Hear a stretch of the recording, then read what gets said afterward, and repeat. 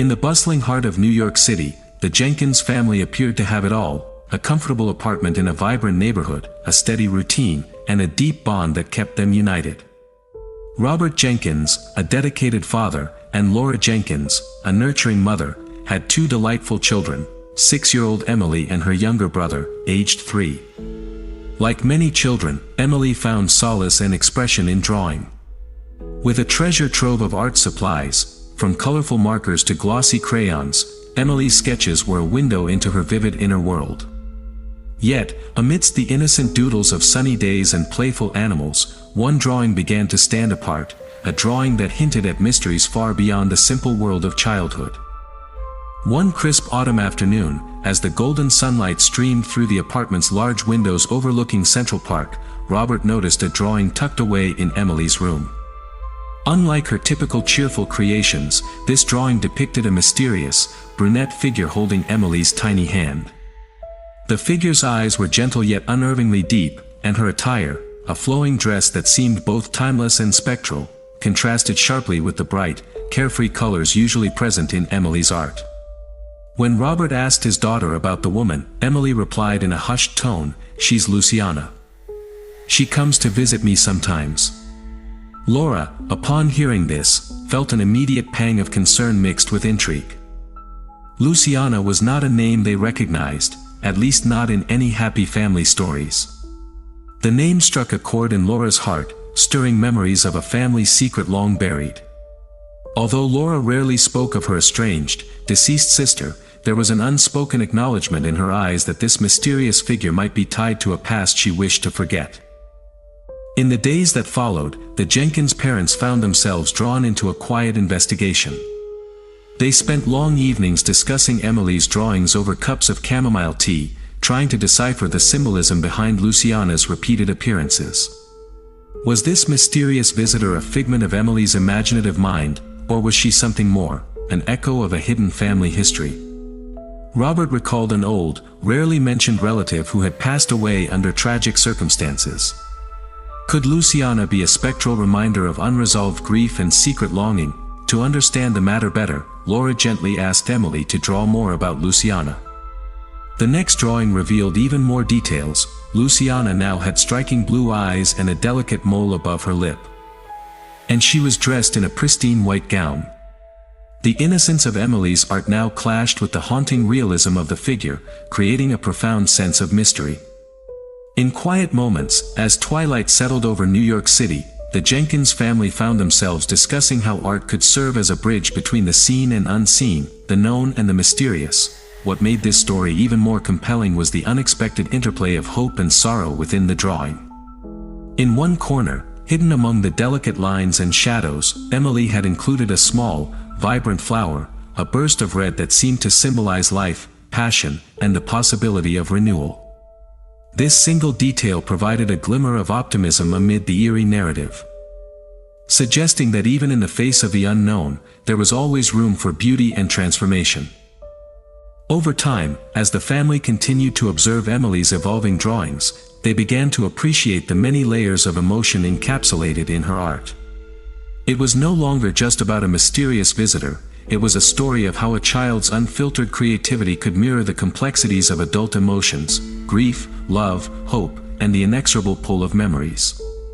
The Jenkins family decided to keep a journal alongside Emily's art, recording their interpretations and emotional responses. This process, while initially filled with apprehension, soon became a shared journey of healing and understanding. The story of Emily and Luciana challenged the Jenkins' perceptions of childhood innocence. It opened a dialogue about the nature of grief and memory, forcing them to confront the idea that sometimes the most profound expressions come from those who seem to have the least life experience. As autumn turned to winter, the family found themselves not only questioning the boundaries of reality and imagination but also discovering the strength that lay in confronting the uncomfortable shadows of the past. In a city as alive as New York, even the most mysterious drawings could spark hope and lead to personal transformation. Ultimately, the enigmatic visitor in Emily's drawing served as a catalyst, a reminder that every family has its hidden stories and that art, in all its forms, can be both a mirror and a window to our inner selves. The Jenkins family learned that by facing the unsettling images with compassion and curiosity, they could find a path toward healing and, perhaps, a deeper understanding of the mysterious ties that bind us all. In a vibrant Los Angeles neighborhood not too far from downtown, the halls of Jefferson Elementary School buzzed with the laughter and chatter of third graders. The school, known for its strong emphasis on arts and creative expression, hosted a weekly draw and tell session, a cherished activity where children could let their imaginations run free. Amidst this creative atmosphere was a thoughtful and empathetic teacher, Ms. Ramirez, whose passion for art had inspired countless students to find their voice through drawing. Among her students was a quiet boy named Ethan, whose art had recently begun to capture the attention of his peers and teachers alike, during one of the sessions. While the classroom filled with the colorful chaos of childhood expression, Ethan presented a drawing that was markedly different from the cheerful portraits and whimsical scenes his classmates shared. His drawing was dominated by swirling flames, capturing the intensity of a fire that seemed to consume everything in its path.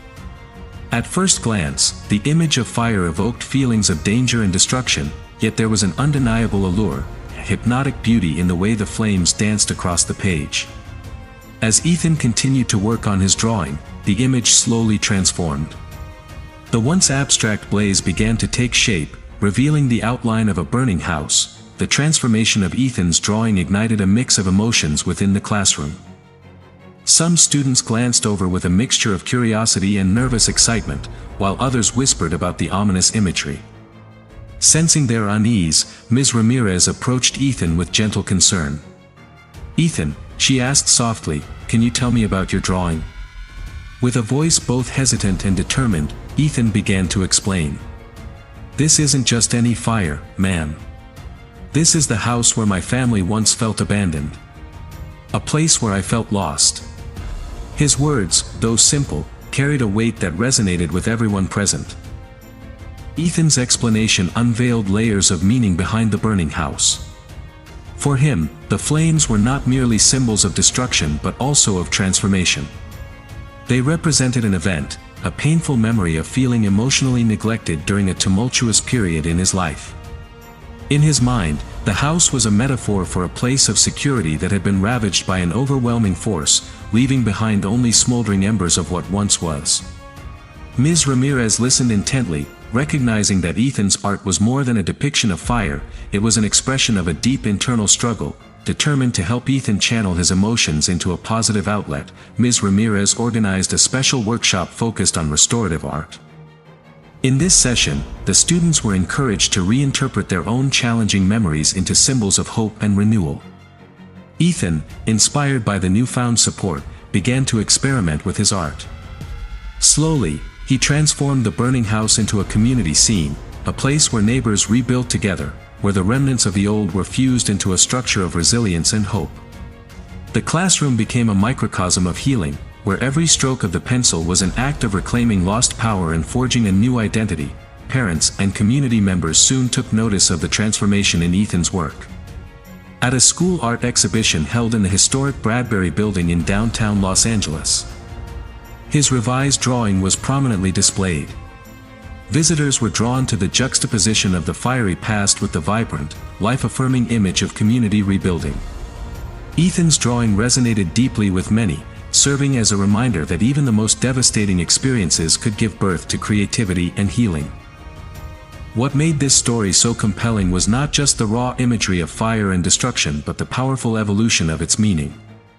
Ethan's initial depiction of the burning house stirred discomfort and anxiety among his peers, but as he revisited and reinterpreted that memory, his work began to emit an aura of hope. It was a testament to the transformative power of art, a medium that allowed individuals to confront their pain and emerge stronger. Through collaborative projects, open discussions, and personal reflection, the students at Jefferson Elementary discovered that even the most distressing memories could be reframed into a narrative of resilience. Ms. Ramirez often recalled the day when Ethan first showed her his drawing. It was a turning point for both him and the classroom. That moment of vulnerability had sparked an ongoing conversation about the nature of memory, the healing process, and the ways in which art could serve as both a reflection and a remedy for life's most challenging experiences. By embracing his painful past and transforming it into something constructive, Ethan not only found a way to express his emotions but also inspired others to view their own hardships as opportunities for growth. In a world that sometimes seems defined by chaos and uncertainty, the flames of memory that once threatened to consume Ethan's sense of security had given way to a powerful symbol of rebirth. His art became a beacon of possibility, inviting everyone to believe in the strength of community and the transformative potential of creative expression.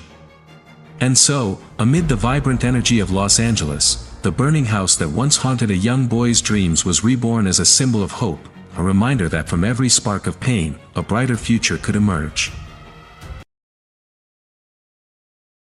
In the serene suburbs of Chicago, where tree-lined streets and friendly neighborhoods create an atmosphere of warmth and security, lived the Monroe family.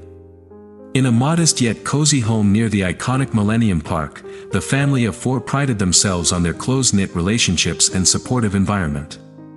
Among them was Olivia Monroe, a gentle and reserved 5-year-old who, despite her calm demeanor, harbored a recurring fear that had slowly begun to intrude upon her daily life. It began with small, almost insignificant moments, a whispered comment in the dark, a fleeting shadow seen from the corner of her eye.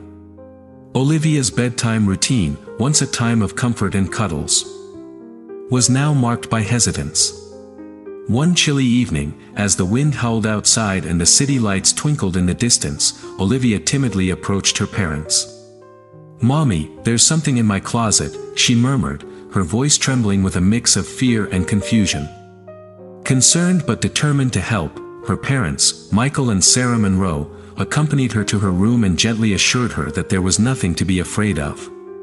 They even opened the closet door to reveal a neat, unassuming space. However, despite their reassurances, Olivia's imagination continued to conjure images of a dark, looming presence. Soon, she began to express her terror through her drawings. One such drawing, later found on her tiny desk, depicted a monstrous figure lurking in the shadows of a closet. The creature's features were vague yet disturbingly detailed: large, haunting eyes, a contorted face, and elongated limbs that seemed to reach out in the darkness. Yet, interspersed with the horror were delicate strokes of color, small hearts and stars scattered around the drawing, perhaps symbols of hope and the desire for comfort in the midst of fear. Over the following weeks, Olivia's fear grew more pronounced. The drawings evolved in detail and intensity, as if the creature was becoming more real with each passing night. At first, her parents attempted to soothe her fears by rearranging the room, adding a soft nightlight, placing her favorite stuffed animals near the closet, and even reading bedtime stories that promised happy endings. Yet, the terror persisted. In quiet moments, Olivia would be heard whispering to herself in the dark, as if trying to negotiate with the unseen presence. One evening, as the soft hum of the city provided a distant backdrop, Olivia confided in her parents through halting words and tears. "It's not just a monster. It feels like it's a part of me. It's my fear made real." Her words resonated deeply with Michael and Sarah, who understood that this was more than a passing phase. Olivia's drawings were not merely manifestations of an overactive imagination, they were the child's way of grappling with inner turmoil, a struggle to reconcile the safety of her small world with the vast, sometimes intimidating reality beyond her room. Determined to help their daughter overcome her anxiety, the Monroes embarked on a journey of healing that blended practical measures with creative exploration. They introduced Olivia to the idea of a bravery journal, encouraging her to draw not only the shadows that haunted her but also moments of joy and triumph. Together, they decorated the journal with stickers, colorful doodles, and inspiring quotes, turning it into a personal space where Olivia could confront her fears and celebrate small victories. In addition to these home activities, the family engaged in interactive storytelling sessions. One memorable night, Sarah and Michael led a family art project where everyone drew their own version of a safe haven, a place where the darkness was kept at bay by the light of friendship and love. Olivia contributed a drawing of a radiant garden guarded by gentle creatures, a stark contrast to the ominous figures of her earlier sketches.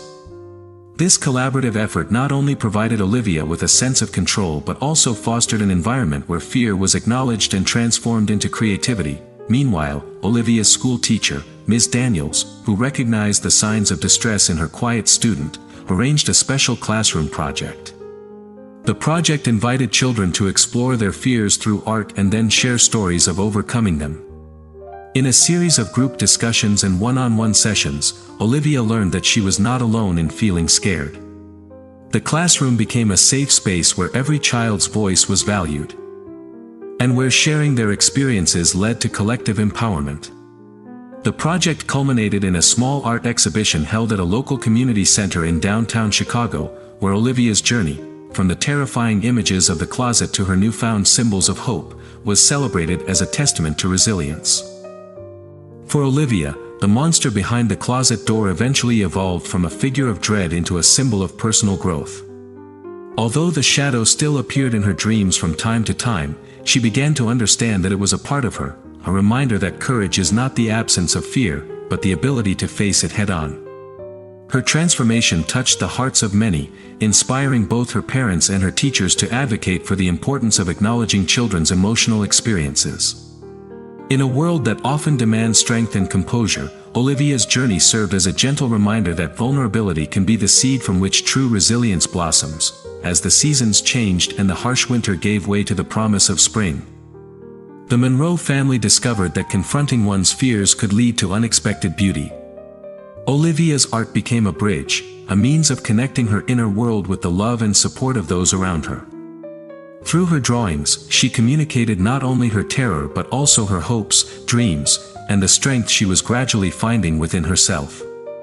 In doing so, Olivia and her family learned that even the darkest shadows could eventually be illuminated by the warm light of understanding and compassion.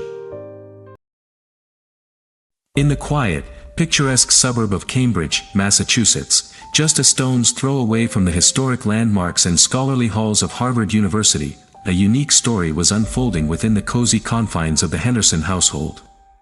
This family, like many in the community, valued creativity and intellectual curiosity. At the center of this vibrant household were siblings Samantha and Logan Henderson. Samantha, a sensitive and imaginative 7-year-old, had always been the artist of the family, while her younger brother Logan, whose creative expressions were as mysterious as they were endearing, had recently begun to leave behind unusual drawings that sparked curiosity and a touch of apprehension. One crisp morning, as the first hints of fall painted the New England landscape in shades of amber and gold, Samantha discovered an unexpected drawing on her desk, a drawing that Logan had left behind. At first glance, it appeared to be a simple sketch, a dark, shadowy figure perched on an old-fashioned swing, set against an abstract backdrop that seemed to blend elements of a window and a door. The figure, dubbed the Collector by Logan in his own hushed explanation, exuded an aura of quiet intrigue. Unlike the whimsical doodles that typically characterized Logan's work, this drawing was layered with ambiguity and a sense of otherworldliness. Curious and a bit unsettled, Samantha approached Logan and asked him to share the story behind the drawing. With a mixture of pride and a hint of mystery, Logan explained that the Collector was not a malevolent being, but rather a mysterious guardian, a figure who took cherished items and returned them, sometimes transformed by the magic of memory. He takes things that are lost, like forgotten dreams, and brings them back to you, Logan said in a soft, almost reverent tone. Though his explanation was simple, it carried with it the weight of profound emotion and a hint of the unexplained. As days passed, the drawing became a focal point for the entire family. The Henderson parents. Rebecca and Thomas, who had always encouraged artistic expression, began to notice subtle changes in Logan's behavior. He started leaving cryptic notes near his drawings, hinting at adventures in the realm of memory and wonder. In one instance, Thomas found an empty glass on Logan's bedside table with a note scribbled in childlike handwriting, "For the memories, refill with chocolate milk." This small but perplexing gesture left the parents both amused and concerned. In an effort to understand the mystery further, Rebecca organized a family art evening, a creative session where everyone would contribute to a collaborative mural in their living room. As they painted and drew together, the conversation naturally turned to Logan's intriguing drawing of the Collector. The mural grew into a colorful tapestry of shared memories, dreams, and personal symbols. Samantha contributed a vibrant scene of a lush garden, symbolizing growth and renewal, while Logan added his delicate signature elements, a small key, a fluttering bird, and tiny stars, each symbol representing a lost item returned by the mysterious figure. This collaborative process transformed what had once been an eerie drawing into a celebration of creativity, resilience, and the power of shared experience. Beyond the walls of the Henderson home, the drawing and its accompanying story began to ripple through the community. At a local art fair held in the historic Boston Public Library, Rebecca showcased a series of family-inspired artworks, including Logan's enigmatic drawing. Visitors were captivated by the story of the collector, a tale that, while tinged with the mysterious and the uncanny, ultimately conveyed a message of hope and the transformative nature of memory. Many were drawn to the idea that even seemingly unsettling images could foster conversations about personal history, loss, and the unexpected ways in which life's treasures are rediscovered. For Samantha and Logan, the experience was transformative. The drawing had sparked not only curiosity but also a newfound bond between the siblings. Together, they began a creative scavenger hunt around their neighborhood, seeking out hidden symbols, mysterious objects, and little reminders of the past that could be woven into their art. Their adventures took them to famous local spots like the Charles River and the Harvard Square, where each discovery was documented through sketches, photographs, and stories. In the process, the siblings learned that life itself is a collection of moments, both joyful and bittersweet, that, when cherished, form the mosaic of personal identity. As the days turned into weeks, the collector became a symbol of the unexpected gifts that emerge from the interplay of memory and imagination. Rather than being a source of fear, the figure evolved into a catalyst for meaningful dialogue, one that encouraged the family and the community to look beyond the surface and appreciate the deeper emotional layers hidden within everyday experiences. Rebecca and Thomas found themselves reflecting on their own childhood memories, reconnecting with old mementos and sharing long-forgotten stories with their children. This shared journey not only brought the family closer but also inspired others to embrace the magic that can be found in life's small, mysterious details. In the end, the story of the collector on the swing is a celebration of transformation, of how a seemingly eerie drawing can open the door to exploration, understanding, and ultimately, healing. It reminds us that even in the midst of uncertainty, there is beauty to be found in the delicate interplay between the known and the unknown. For the Henderson family and their community, the collector became more than just a figure in a drawing. It became a symbol of the enduring power of creativity, the warmth of family bonds, and the endless possibility that every lost memory may one day be found again. In conclusion, these compelling stories reveal that children's art is far more than innocent doodles. It is a profound expression of inner worlds, hidden emotions, and transformative experiences. Each narrative teaches us that every drawing holds a mirror to our past, illuminating our vulnerabilities while also inspiring hope and resilience. By embracing creativity, we can learn to face our deepest fears and transform them into opportunities for growth and healing. Whether it is the mysterious visitor, the flames of memory, the shadow behind the closet door, or the enigmatic collector on the swing, these stories remind us that every challenge carries a lesson and every dark moment can lead to light. Let these tales motivate you to seek understanding and courage in your own journey.